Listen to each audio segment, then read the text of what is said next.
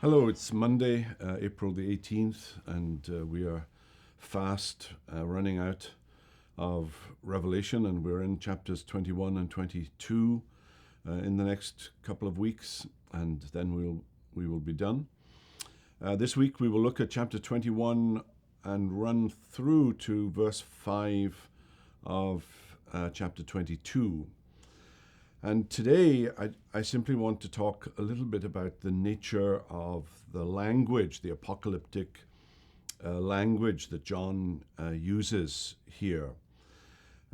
He's going to talk about a new heaven and a new earth. This is language that is picked up from the last two chapters of the prophet Isaiah in chapters 65 and 66.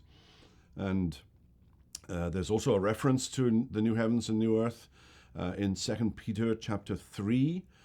Typically, we talk about heaven, and by that we mean the intermediate state, what happens when we die and before Jesus comes back, before our resurrection bodies.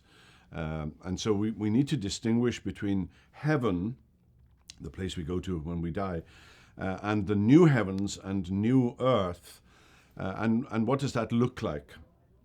And I think it's important, I'm picking up here a comment that C.S. Lewis makes. There is no need to be worried by facetious people who try to make the Christian hope of heaven ridiculous by saying they do not want to spend eternity playing harps. The answer to such people is that if they cannot understand books written for grown-ups, they should not talk about them. All the scriptural imagery, harps, crowns, gold, is of course a merely symbolical attempt to express the inexpressible. People who take these symbols literally might as well think that when Christ told us to be like doves, he meant that we were to lay eggs.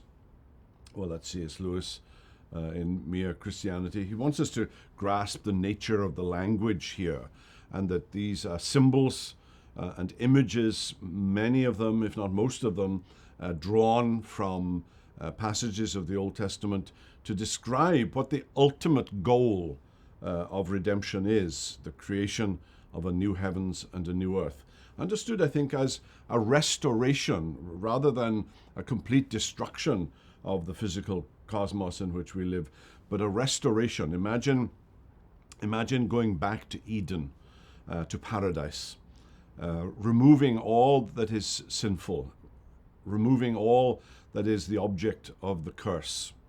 Well, we're going to look at this tomorrow and Wednesday and Thursday of this week as we unfold what John is saying here in Revelation 21. But for now, have a wonderful day.